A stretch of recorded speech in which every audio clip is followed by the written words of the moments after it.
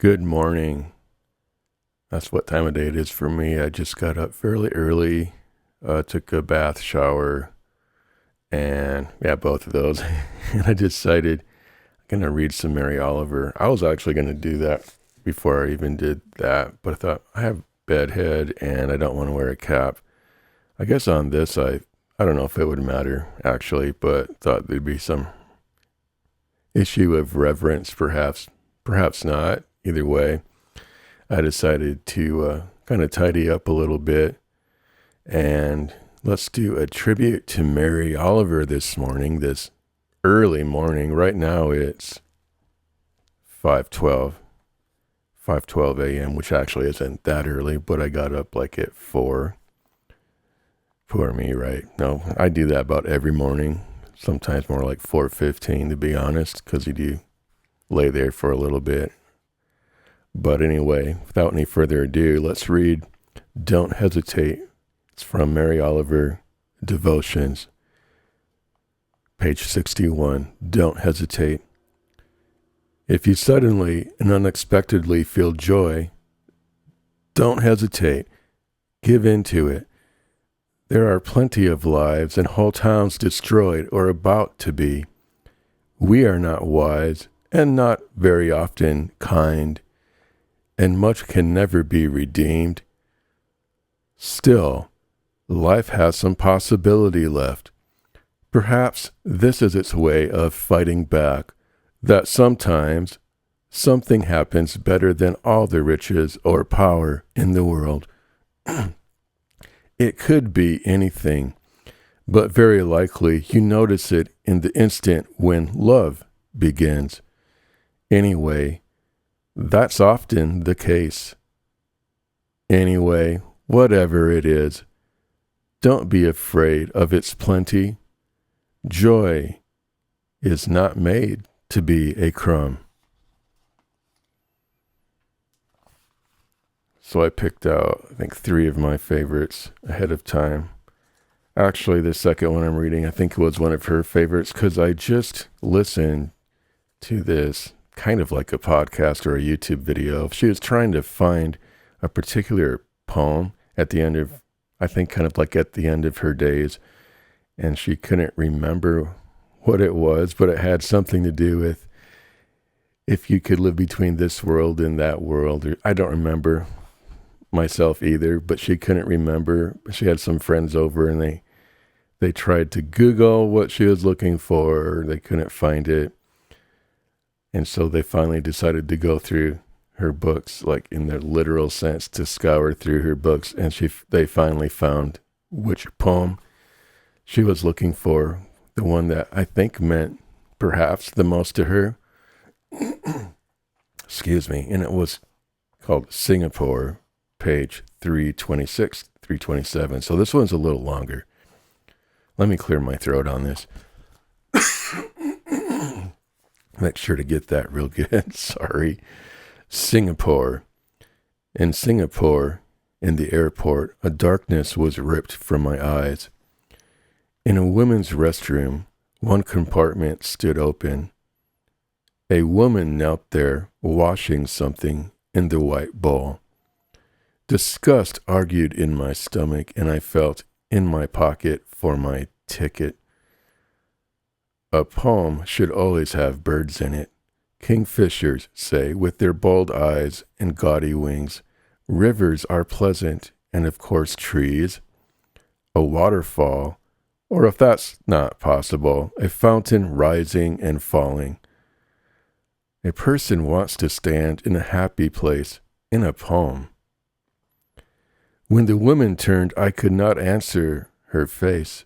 Her beauty and her embarrassment struggled together, and neither could win. She smiled, and I smiled. What kind of nonsense is this? Everybody needs a job. Yes, a person wants to stand in a happy place in a poem, but first we must watch as she stares down at her labor, which is dull enough. She is washing the tops of the airport ashtrays as big as hubcaps with a blue rag, Her small hands turn the metal, scrubbing and rinsing. She does not work slowly nor quickly, but like a river. Her dark hair is like the wing of a bird. I don't doubt for a moment that she loves her life, and I want her to rise up from the crust and the slop and fly down to the river. And I want her to rise up from the crust and the slop and fly down to the river. This probably won't happen, but maybe it will. If the world were only pain and logic, who would want it? I think that's the phrase that she was looking for. If the world was only this or that, who would want it? So this is the line that helped her find the poem that she was looking for. If the world were only pain and logic, who would want it? Of course, it isn't. Neither do I mean anything miraculous, but only the light that can shine out of a life. I mean the way she unfolded and refolded the blue cloth, the way her smile was only for my sake. I mean the way this poem is filled with trees and birds. Wow. So I'll probably reread that, but not right now, because I don't think I did that one justice. So that's on page 326. Let me bookmark it. The next one I'm going to read is When Death Comes, page 285 from New York Times bestseller, Mary Oliver Devotions. It's a compilation of some of her best poetry. I mean, I don't want to say if it's the best. These are the selected. Okay, there's many best. When Death Comes. When death comes, like the hungry bear in autumn, when death comes and takes all the bright coins from his purse to buy me, and snaps the purse shut, when death comes, like the measles pox, when death comes, like an iceberg between the shoulder blades, I want to step through the door full of curiosity, wondering, what is it going to be like? That cottage of darkness. And therefore I look upon everything as a brotherhood and a sisterhood. And I look upon time as no more than an idea, and I consider eternity as another possibility. And I think of each life as a flower, as common as a field daisy, and as singular, and each name a comfortable music in the mouth, tending, as all music does, towards silence. And each body a lion of courage and something precious to the earth. When it's over, I want to say, all my life I was a bride married to amazement. I was the bridegroom taking the world into my arms. My secondary light just went out. right in some very ironic moments there. So yeah, I was going to reread Singapore, even though that's quite long. I think my voice, maybe I should have warmed up my voice first. It's doing maybe a little better. Singapore, page 326. So this is a reread, just to redeem myself, I guess. Singapore. In Singapore, in the airport, a darkness was ripped from my eyes. In the woman's restroom, one compartment stood open. A woman knelt there, washing something in the white bowl. Disgust argued in my stomach, and I felt in my pocket for my ticket. A poem should always have birds in it, kingfishers say, with their bold eyes and gaudy wings. Rivers are pleasant, and of course, trees. A waterfall, or if that's not possible, a fountain rising and falling. A person wants to stand in a happy place, in a poem. When the woman turned, I could not answer her face. Her beauty and her embarrassment struggled together, and neither could win. She smiled, and I smiled. What kind of nonsense is this? Everybody needs a job. Yes, a person wants to stand in a happy place, in a poem, but first we must watch her as she stares down at her labor, which is dull enough. She is washing the tops of the airport ashtrays as big as hubcaps with a blue rag. Her small hands turn the metal, scrubbing and rinsing. She does not work slowly nor quickly, but like a river. Her dark hair is like the wing of a bird. I don't doubt for a moment that she loves her life, and I want her to rise up from the crust and the slop and fly down to the river. This probably won't happen, but maybe it will. If the world were only pain and logic, who would want it? Of course it isn't. Neither do I mean anything miraculous, but only the light that can shine out of a life. I mean the way she unfolded and refolded the blue cloth, the way her smile was only for my sake. I mean the way this poem is filled with trees and birds. And maybe I'll try to find one on the fly. So this is the one I didn't really choose ahead of time. Should I read Snow Geese or Fox? Because we're probably just going to do one or the other. Let's read Fox. Fox, page 257 for Mary Oliver Devotions.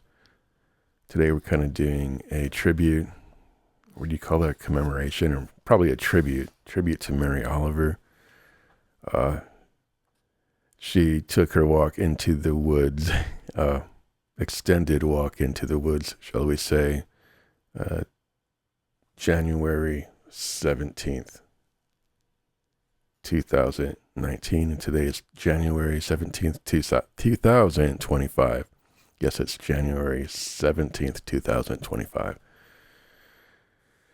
So I'm going to read kind of an, what do you call it, an impromptu? I'm not sure. Just this is one I didn't really choose ahead of time. The other three I did. I mean, that's pretty rare for me to choose anything ahead of time, but I decided I needed to do that. So page 257, Fox.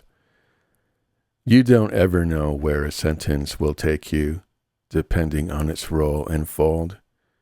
I was walking over the dunes when I saw the red fox asleep under the green branches of the pine. It flared up in the sweet order of its being, the tail that was over the muzzle lifting in airy amazement, and the fire of the eyes followed, and the pricked ears, and the thin barrel body, and the 4 athletic legs in their black stockings. And it came to me how the polish of the world changes everything. I was hot, I was cold, I was almost dead of delight. Of course the mind keeps cool in its hidden palace. Yes, the mind takes a long time, is otherwise occupied than by happiness and deep breathing.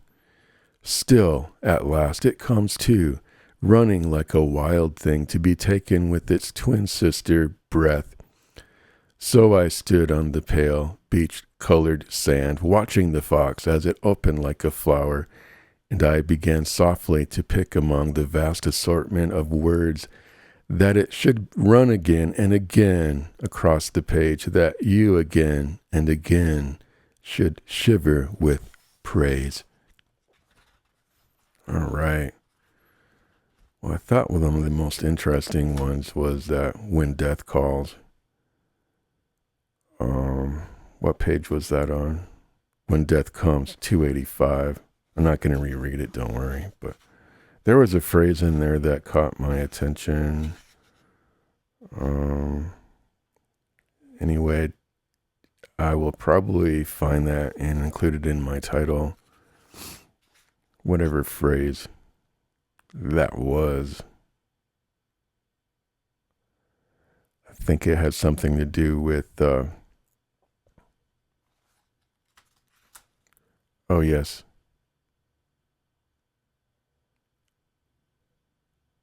I don't know, I'm not finding it actually, but anyway, there's so much in poetry, and I'm thinking I need to remember this phrase I won't forget. And then it's kind of early in the morning, guys, so forgive me. So I kind of did forget. Um, but yeah, I think all this work is totally amazing. I think it has something to do with, it just almost came to me. You're one, it wasn't quite this because I'm rephrasing it. Your one wild and crazy life. Um, what will you do with your one wild and crazy life? And maybe that wasn't this poem. I thought it was. Maybe I'll try to quick look it up. Just give me a moment.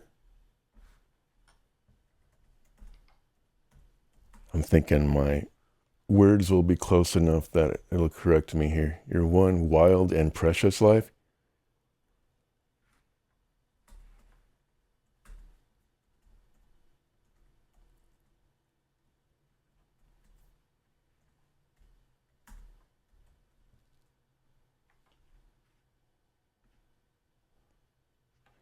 Maybe that's a line from the poem The Summer Day. Is that in here? Maybe we'll do that. So I got that confused with something else, my bad. But I wouldn't be the only one, including Mary Oliver probably. The Summer Day. It doesn't appear that's in here. The Summer Day. I swear though I did see something in here like that. But I could probably just, it might be in here, but I'm not finding it. I could just read it from my laptop. Summer poem, summer day, and then they have comma the. So that's on page 316. Maybe that's the one I want to read, and maybe that's the one I should have actually determined ahead of time that I was going to read.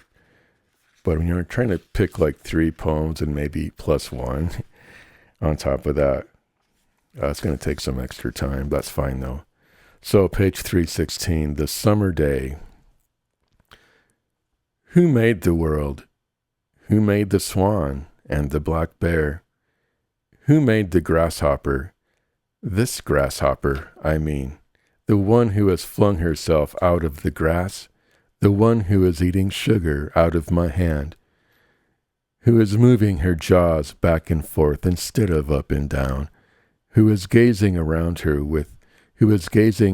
with her enormous and complicated. Let's just start over. Can I do that? Oh my gosh. The summer day. Who made this world? Who made the swan and the black bear? Who made the grasshopper? This grasshopper, I mean, the one who has flung herself out of the grass, the one who is eating sugar out of my hand, who is moving her jaws back and forth instead of up and down, who is gazing around with her enormous and complicated eyes. Now she lifts her pale forearms and thoroughly washes her face. Now she snaps her wings open and floats away. I don't know exactly what a prayer is. I do know how to pay attention and how to fall down into the grass, how to kneel down into the grass, how to be idle and blessed, how to stroll through the fields, which is what I have been doing all day. Tell me, what else should I have done? Doesn't everything die at last and too soon? Tell me, what is it you plan to do with your one wild and precious life? All right, I'm tempted to reread it, but I think that's plenty good enough for now. I'll have other opportunities to read probably that exact same piece of poetry, although I should never assume. I know we're not guaranteed anything, but I'll try not to be too dark-minded in that regard or fatalistic, but I'm hoping to have plenty other chances to read from Mary Oliver's greatest works, or just, her selected works. Thanks for listening. I do trust you are blessed and inspired by Mary's poetry. It would be something if you've never heard of her and this is your first exposure to Mary Oliver. Was me reading, of all people. And I'm not particularly known on YouTube or anywhere, but I'm trusting maybe I'd kind of be one of those people that would inspire you as I read from Mary Oliver's works. And you can find plenty of people that do read her books and are kind of having a discussion about her life and what she was like and things like that. So I did want to honor Mary's life this morning before I went to work and did my thing. Maybe my job's a little better than scrubbing ashtrays in an airport. I think, I have a little better than that. I suppose sometimes I feel sorry for myself too. Like, dang, this is what I do. But I do tend to like actually what I do. That's no lie. I know eventually we all fall into this pattern of life where it might feel a little drab, but yet at the same time, we know we have many things to be thankful for. And I do enjoy what I do. So that's a real plus. With that being said, I got to get ready to show up on time, make my breakfast, and I have a little bit of time to do that yet. So thank you for watching. If you would, please do leave a comment, like, subscribe. It'd be much appreciated. Thanks for watching.